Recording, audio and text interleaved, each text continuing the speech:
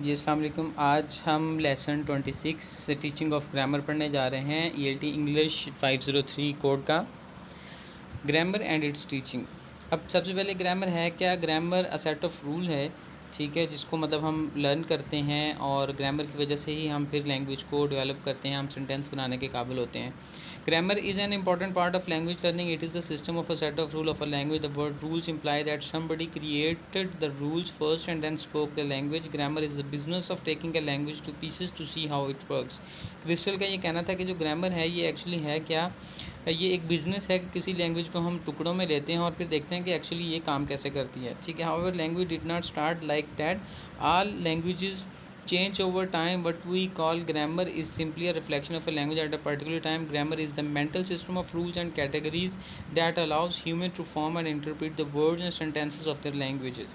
ठीक है, ये ग्रामर जो है ये एक मेंटल सिस्टम ऑफ रूल्स है, ठीक है। ये मतलब कानून का एक ऐसा मेंटल सिस्टम है जो हमें इस काबिल बनाता है, रूल्स और कैटेगरीज़ का एक ऐसा सिस्टम है जो इंसानों को इस काबिल बनाता है कि वो मुख्तलिफ वर्ड्स को अरेंज करते हैं, फिर उनको सेंटेंस बनाते हैं, फिर उनको इंटरप्रेट भी करते हैं। अच्छा जी, grammar aids meanings that are not easily inferable from the immediate context. Grammar की वजह से ही हमें मतलब पता चलता है कि एक्चुअली मीनिंग्स कॉन्टेक्स्ट से भी कुछ हमें पता चलता है, लेकिन ये कॉन्टेक्स्ट के बाद ग्रामर हमें बताती है कि किस चीज़ का क्या फंक्शन और यहाँ पे क्या मीनिंग एक्चुअली आ रहा है।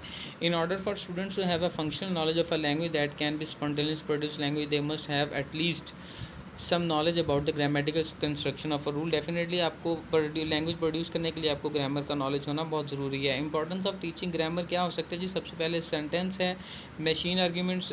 Grammar enable students to generate new sentences, मतलब आपको रूल्स प्रोवाइड कर दिए जाते हैं जिसकी वजह से आप न्यू सेंटेंसेस को बनाते हैं। It potentially limitless linguistic creativity, मतलब ये लिमिटलेस क्रिएटिविटी है, रूल्स लिमिटेड हैं but you can create unlimited sentences आप with those limited rules.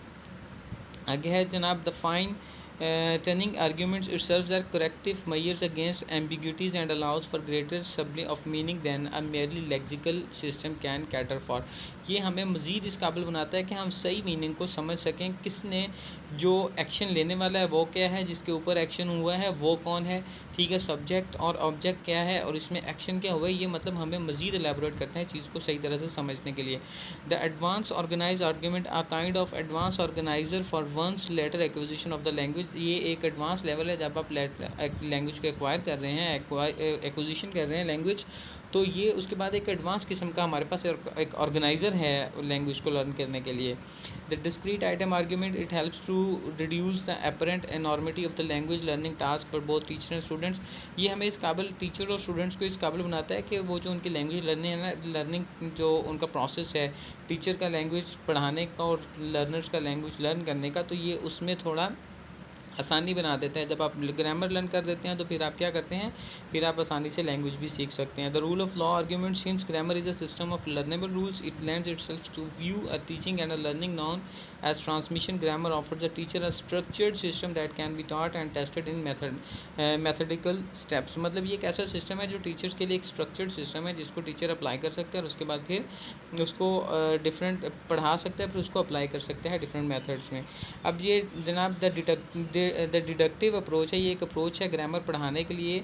It is rule driven grammar learning approach. It starts with the presentation of rules to the students which is followed by example for explanation. Students then practise those rules.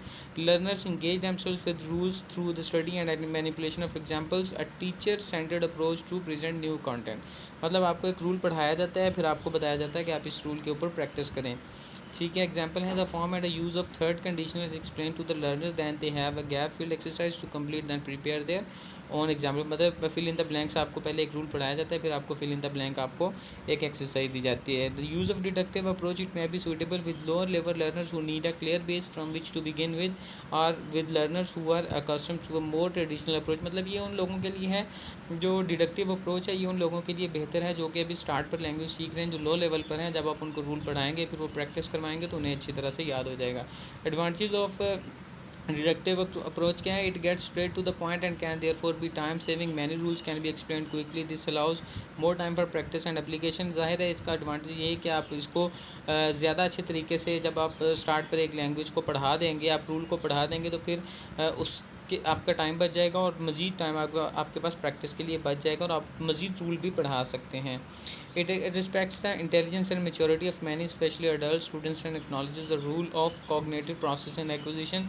ये क्या है कि इसमें हम जो आपकी इंटेलिजिबिलिटी है, आप चीज़ों को समझ रहे हैं, आपकी मेच्योरिटी लेवल है, ये उस हिसाब से फिर आपको रूल्स पढ़ाए जाते हैं और ये उसी हिसाब से आपके कॉग्निटिव प्रोसेस जो लैंग्वेज को एक्वायर करने का प्रोसेस है उस हिसाब से चलता रहता है।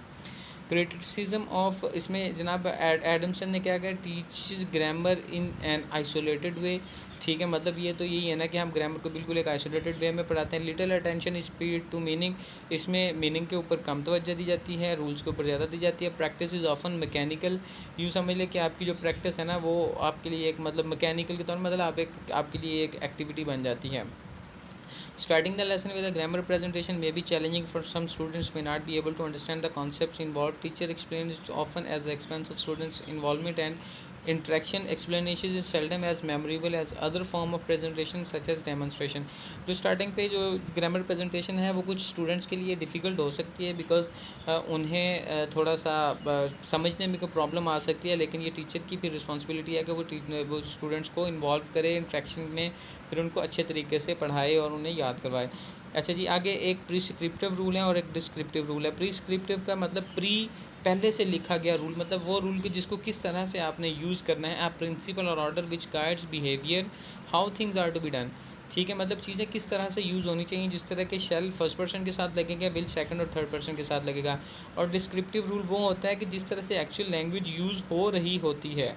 ठीक है, the usual way that something happens what speakers of a language actually do say then what they should do. Example, you do not normally use the with proper nouns referring to people. ठीक है, मतलब ये एक prescriptive rule तो है होगा, लेकिन अब होता क्या है कि अब हम नहीं यूज़ करते तो वो बन जाता है डिस्क्रिप्टिव रूल बन जाता है जो एक्चुअली हम यूज़ कर रहे होते हैं। Attribution of a good rule क्या है जी, क्लैरिटी एंड सिंप्लिसिटी। जो अच्छा रूल है उसकी एट्रीब्यूट्स, उसकी क्वालिटीज़ क्या होनी चाहिए, क्लैरिटी एंड सिंप्लिसिटी होनी चाहिए। उसमें familiarity, make use of concepts already familiar to the learners. एक ऐसा रूल मतलब उन्हें पढ़ाएं जिसके साथ वो ऑलरेडी फेमिलियर हो। रेलिवेंस होना चाहिए, अपने जो रेलिवेंट आंसर जो क्वेश्चन जो स्टूडेंट पूछते हैं उनका आंसर देना चाहिए। Mention limitations on the use of a given form, जो रूल आप पढ़ा रहे हैं उसकी फिर लिमिटेशन भी बताएं कि ये कहाँ कहाँ पे यूज़ हो सकता है, कहाँ पर नहीं यूज़ हो सकता। आगे इंडक्टिव अप्रोच आ जाता है जनाब। इट इज़ रूल, अच्छा ये मैं आपको ये सारा पैराग्राफ इसने जो बताया वो मैं आपको बता देता हूँ कि वो ये बताता है कि इंडक्टिव अप्रोच होता है क्या कि आप एक टेक्स्ट देते हैं, आप स्टूडेंट्स को डिफरेंट किस्म की एग्जांपल्स बताते हैं, आप रूल नहीं समझाते, आप उन्हें टेक्स्ट देते हैं, आप उन्हें चीज़ें बताते जाते हैं और एग्जांपल्स बताते जाते हैं और उसमें से वो ख़ुद वो रूल को इंड्यूस करते हैं, ख़ुद से मतलब वो उसको ग्रैब करते हैं स्टूडेंट्स और उस चीज़ को मतलब वो एक ऐसी एक्टिविटी होती है कि जिसमें उन्होंने ख़ुद से नोटिस करना होता है, ख़ुद से उन्होंने वो ग्रामेटिकल रूल को नोट करना होता है। ये लास्ट पे थर्ड लाइन पे लिखा है, as a conclusion to the activity the teacher can ask the student to explain the grammar rule as a final check that they understand the concepts. In contrast with the deductive method, inductive instruction make use of students noticing it is an upward process of thought leads to principle. आगे है जनाब, advantage of inductive approach क्या हो सकता है। It gives new knowledge of a language and it use, ये definitely ये students को एक नया मौका देता है कि वो एक मतलब उनके पास एक एक अपॉर्चुनिटी होती है कि वो लैंग्वेज को अच्छी तरह से सीखें, न्यू चीज़ों को ऑब्जर्व करें। ठीक है, rules learner discover from themselves, और ये वो रूल्स जो लर्नर्स खुद से आइडेंटिफाई करेंगे वो उनके लिए ज़्यादा वो होंगे, मीनिंगफुल होंगे, मेमोरेबल, सर्विसेबल होंगे, क्योंकि वो उन्होंने खुद से डिस्कवर किए होंगे, खुद से नोटिस किए होंगे, तो वो उनको अच्छी तरह से याद होंगे। Activity oriented students are more actively involve in learning process rather than being simply passive recipients, likely to be more attentive and more motivated. मतलब ये एक्टिविटी ओरिएंटेड ये एक्टिविटी है, स्टूडेंट्स वैसे भी लाइक करते हैं कि उन्हें कोई ऐसी एक्टिविटी दी जाए बजाय इसके कि वो बैठे बिल्कुल खामोशी से सुनते रहें। तो ये उनके लिए क्या होगा, उनके लिए एक अच्छी एक्टिविटी होगी जिसमें वो होल हार्टेडली मतलब वो पार्टिसिपेट करेंगे और चीज़ों को सीखने की कोशिश करेंगे और उन्हें प्रॉब्लम सॉल्विंग एबिलिटीज़ उनके अंदर आएंगी। ठीक है, it favours pattern recognition and problem solving abilities. आगे इसका डिसएडवांटेजेस क्या है जनाब। अच्छा, इसका डिसएडवांटेजेस में ये बताता है कि इट में टेक लर्निंग प्रोसेस लो, मतलब इससे आपका लर्निंग प्रोसेस एक तो स्लो होगा, बहुत ज़्यादा स्लो होगा। दूसरा फिर एक सबसे जो ख़तरनाक बात है वो ये होगी कि स्टूडेंट्स हो सकता है किसी वो अपने जहन में एक मफरूज़ा बना लें किसी भी रूल के बारे में, कोई उल्टा मफरूज़ा बना लें, कोई गलत मफरूज़ा बना लें जो कि बहुत ज़्यादा डेंजरस होगा। आप उनके मफरूज़ा को, अब उनके दिमाग में क्या चल रहा है यू कांट चेक, आप चेक भी नहीं कर सकते। लेकिन जब ये मफरूज़ा बन जाएगा तो फिर उनके लैंग्वेज लर्निंग और लैंग्वेज यूज़ में काफ़ी ज़्यादा डिफ़िकल्टीज़ आ सकती हैं, ठीक है। और फिर कुछ ऐसे स्टूडेंट्स होते हैं जो फ़ौरन से जवाब देना चाहते हैं, क्विक प्रोसेस चाहते हैं, ये उनके लिए कुछ बोरिंग प्रोसेस हो सकता है। ये सारे पैराग्राफ में यही बातें 2-3 बताई हैं जो मैं आपको बता रहा हूँ कि मतलब ये उन लोगों के लिए फ्रस्ट्रेशन हो जाएगा जो सिंपली जो जल्दी चीज़ों को मतलब फ़ास्ट प्रोसेस चाहते हैं। फिर ये उन लोगों के लिए भी फ्रस्ट्रेटेड हो जाएगा जो स्टूडेंट्स ये प्रेफर करते हैं कि हमें पहले रूल पढ़ा दिया जाए फिर हम उसको प्रैक्टिस कर लेंगे। अब फंक्शनल नोशनल अप्रोच क्या है? People who study and use a language are mainly interested in how they can do things with language.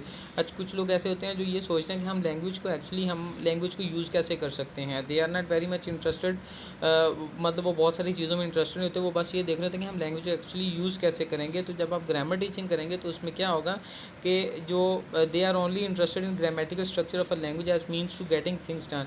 वो ग्रामेटिकल स्ट्रक्चर को सीखते हैं ताकि उन्हें पता चले कि लैंग्वेज यूज़ कैसे होती है। ये उनके लिए मतलब एक आसानी का मामला बन जाएगा। उसमें ऑब्जेक्टिव क्या होती है जनाब, इस फंक्शनल नोशनल अप्रोच में फिर ऑब्जेक्टिव्स क्या होंगे? To explain language in terms of how people use it to live, मतलब आप उनको एक्सप्लेन करेंगे। Adopt semantic pragmatics orientation inside the grammar, आप मीनिंग्स को भी ग्रामर के साथ आप हिडन और जो वर्ड्स के मीनिंग्स आप उनको भी साथ में इंड्यूस करेंगे।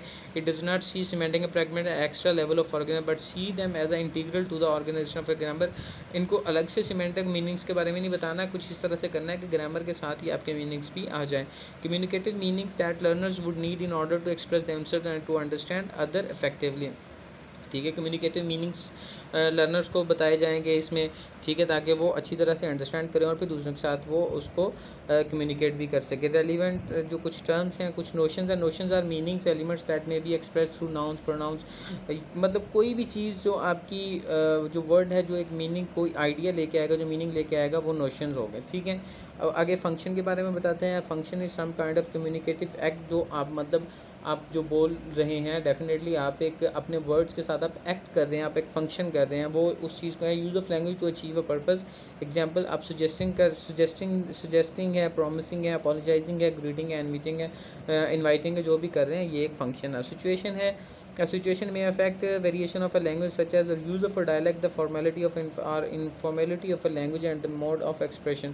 सिचुएशन मतलब किस सिचुएशन में बात की जा रही है, कैसे बात की जा रही है, कौन सी लैंग्वेज, उसकी वेरिएशन कौन सी है, कौन सा डायलेक्ट यूज़ किया जा रहा है, वो फॉर्मल है, इनफॉर्मल है, ठीक है, या मोड ऑफ एक्सप्रेशन क्या है, स्पोकन है, रिटन है, ये सारी चीज़ें उसमें आ जाएंगी। क्रिटिसिज्म आ जाएगा इसमें मज़ीद, मतलब क्रिटिसिज्म क्या है? Difficulty in deciding the order in which different function should be presented, मतलब इसमें यह है कि हमें ये पता नहीं चलेगा कि कौन से फंक्शन किस तरह से हो रहे हैं। Wide range of grammatical structure needed to be manipulate basic functions, बहुत सारे ग्रामेटिकल रूल्स हैं जिन्हें हमें बेसिक फंक्शंस के अंदर ऐड करना पड़ेगा। Random nature of the language use, मतलब हमें जो लैंग्वेज की नेचर है हमें वो यूज़ करना पड़ेगी, हम स्पेसिफिक लैंग्वेज नहीं कर सकते।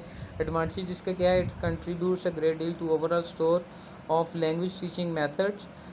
CLT most new course books contain some kind of, मतलब आजकल जो कम्युनिकेटिव लैंग्वेज टीचिंग अप्रोच है उसमें यही किया जा रहा है कि आपको वोकेबलरी भी बताई जाती है, आपको ग्रामर भी बताई जाती है, और बिल्कुल सेपरेट नहीं बताई जाती है, एक ही बुक के अंदर आपको सारी चीज़ें बताई जाती हैं ताकि आप वोकेबलरी और ग्रामर को साथ लेकर ही कम्युनिकेशन करें, ठीक है। आगे जनाब टीचिंग ग्रामर थ्रू टेक्स्ट है। टेक्स्ट के अंदर मतलब आप किस तरह से पढ़ा सकते हैं ये मैं चलें आपको बताता चलता हूँ कि इसमें क्या होगा कि language is context sensitive, it means an utterance becomes fully intelligible when it is placed in a context. जब आप किसी भी लैंग्वेज को आप किसी कॉन्टेक्स्ट में रखते हैं तो फिर लैंग्वेज को समझना आसान हो जाता है। If learners are to achieve a functional command of a second language they will need to be able to understand and produce not just isolated sentence but whole text in that language, ठीक है। उन्हें मतलब सिर्फ वो ऐसा नहीं है कि वो जनाब आइसोलेटेड सेंटेंसेस को नहीं बल्कि पूरे टेक्स्ट को उस लैंग्वेज कॉन्टेक्स्ट में वो देखेंगे। अच्छा, इसके लिए आप क्या कर सकते हैं? Authentic text versus classroom text. आप जो English as a first language जो टेक्स्ट है वो आपके लिए अनइंटरेस्टिंग और डीमोटिवेटिंग स्टूडेंट्स के लिए हो सकते हैं, लेकिन इसके लिए आपको करना क्या होगा? आप कुछ सिंप्लीफाइड आप टेक्स्ट ढूंढेंगे जिसके अंदर मतलब रूल्स और बहुत ज़्यादा कॉम्प्लेक्सिटी ना हो, ठीक है, कुछ ऐसा ना हो आप इस तरह के वो जो लो लेवल स्टूडेंट्स हैं उनके लिए आप कुछ ऐसा टेक्स्ट लेके आएँ जिसको वो देखें और उसको वो फिर थोड़ा सा अंडरस्टैंड करने की कोशिश करें, ठीक है। The load of unfamiliar vocabulary and syntactic complexity can make such text impenetrable and ultimately very demotivating. Solutions: take authentic text and simplify them in ways which retain their genuine flavor. मतलब कुछ ऐसे text लें जो simplify करें, उनको authentic text लें, उनको simplify करें और इस तरह से फिर जो स्टूडेंट्स होंगे उनको रूल्स का भी पता चलेगा और कॉन्टेक्स्ट बेस्ड उसका वो यूज़ भी पता चलेगा। इम्प्लीकेशन ऑफ ग्रामर टीचर क्या है? ग्रामर टीचिंग क्या है? Grammar is the best art and practice in context. ये कॉन्टेक्स्ट में ही सबसे अच्छी पढ़ाई और प्रैक्टिस की जा सकती है। Using whole text as a context for grammar teaching. आप होल टेक्स्ट को एज ए कॉन्टेक्स्ट में लेके आप ग्रामर पढ़ें, ठीक है। एडवांटेजेस इसके क्या हैं? Text are authentic, they can show the items use in real communication. अगर अथेंटिक है तो डेफिनेटली आपको रियल कम्युनिकेशन के बारे में उनकी इंपॉर्टेंस पता चलेगी। Core textual information allowing learners to deduce the meaning of unfamiliar grammatical items from the core text. जब आप टेक्स्ट में पढ़ेंगे तो जब आप कॉन्टेक्स्ट में पढ़ रहे होंगे तो स्टूडेंट्स को ये पता चलेगा कि भाई कौन सी ऐसी आइटम्स है जो हमारे लिए इतनी इंपॉर्टेंट नहीं है और कौन सी इंपॉर्टेंट आइटम है जिनके ऊपर हमने फोकस करना है। तो इसलिए वो अनफेमिलियर जो ग्रामेटिकल आइटम्स हैं उनको छोड़ के जो फेमिलियर हैं उनके ऊपर फोकस करेंगे। Grammar input: text provides vocabulary input, skill input and exposure to feature of text organisation. Definitely जब आप उन्हें टेक्स्ट देंगे, ठीक है, आप ग्रामर उन्हें पढ़ाएंगे तो उससे क्या होगा? उन्हें वोकैबुलरी सीखने का मौका मिलेगा, उन्हें स्किल प्रैक्टिस करने का मौका मिलेगा और फिर उन्हें टेक्स्ट को ऑर्गेनाइजेशन की जो फीचर्स हैं वो उनके सामने एक्सपोजर होगा कि किस तरह से टेक्स्ट ऑर्गेनाइज किया जाता है। If the text comes from students themselves they may be more engaging. अगर ये स्टूडेंट्स खुद से टेक्स्ट प्रोवाइड करें तो ये ज़्यादा एडवांटेजेस वाली बात है। अब डिसएडवांटेजेस इसमें क्या हो सकते हैं जनाब? डिसएडवांटेज इसमें है कि difficulty of text specially authentic, मतलब आपको अथेंटिक टेक्स्ट मिलेगा नहीं। सबसे पहले तो आपके लिए ये डिफ़िकल्टी हो जाएगी। अगर सेकंड ये है कि अगर आप उसको सिंप्लीफाइड टेक्स्ट कर भी लें तो हो सकता है वो जो इंप्रेशन आप उसको सिंप्लीफाइड कर लें तो वो मिसलीडिंग बन जाए कि लैंग्वेज आइटम्स को किस तरह से नेचुरली यूज़ किया जाता है। फिर जितने भी टेक्स्ट होते हैं, नेक्स्ट वो कह रहा है कि text will be of equal interest to students. No, not all text. अब सारे टेक्स्ट सारे स्टूडेंट्स के लिए वो ऐसे नहीं होंगे कि सारे उसमें इंटरेस्ट लेंगे। उसके बाद फिर students who want quick answers to simply question में consider the use of a text a lengthy rule. अब वो स्टूडेंट्स जो मतलब चाहते हैं कि जनाब हमें सीधा सा वो रूल पढ़ाया जाए, जब आप उनको सिंपल क्वेश्चन में consider the use of a text a lengthy rule, अब जब आप टेक्स्ट के हिसाब से लेंगे तो उनके लिए वो मतलब वो बहुत ज़्यादा वो एक बोरिंग चीज़ बन जाएगी। वो क्विक प्रोसेस चाहते हैं। No single method of grammar present is going to be appropriate for all grammar items, not for all learners, not for all learning context. अब ये एक ही आपका जो प्रोसेस है वो ग्रामर की सारी कैटेगरीज़ के लिए नहीं आप अप्लाई कर सकते हैं। हर कैटेगरी के लिए आपको अलग से मेथड होना चाहिए। हाउ टू टेस्ट ग्रामर, सबसे इंपॉर्टेंट चीज़ ये थी कि आपने ग्रामर का टेस्ट लेना कैसे है, ठीक है। आपने ग्रामर पढ़ा लिया, अब आप कैसे टेस्ट करेंगे कि ग्रामर आपने किस तरह से पढ़ानी है? तो उसके लिए मल्टीपल चॉइस टेस्ट उसने दिया है जनाब कि एरर करेक्शन। आप किसी सेंटेंस के अंदर गलती डाल, कोई सेंटेंस आप मिस्टेक कर दें, उन्होंने कहा कि जनाब करेक्ट सेंटेंस हो सकता है। Items to test knowledge of word, sentence order.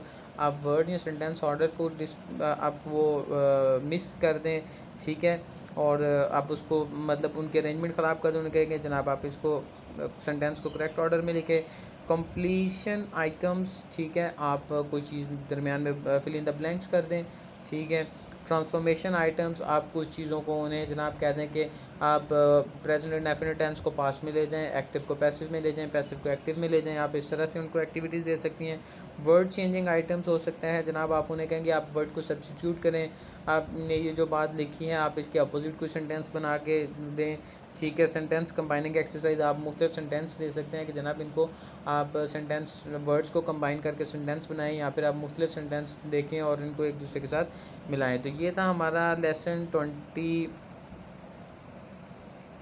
Lesson number ये हमारा था जनाब 26 ग्रामर के मामले में। और इंशाल्लाह नेक्स्ट आपको नेक्स्ट चैप्टर भी मिलेंगे। और प्लीज़ वीडियो को लाइक करें, शेयर करें और चैनल को सब्सक्राइब ज़रूर करें। अल्लाह हाफिज़।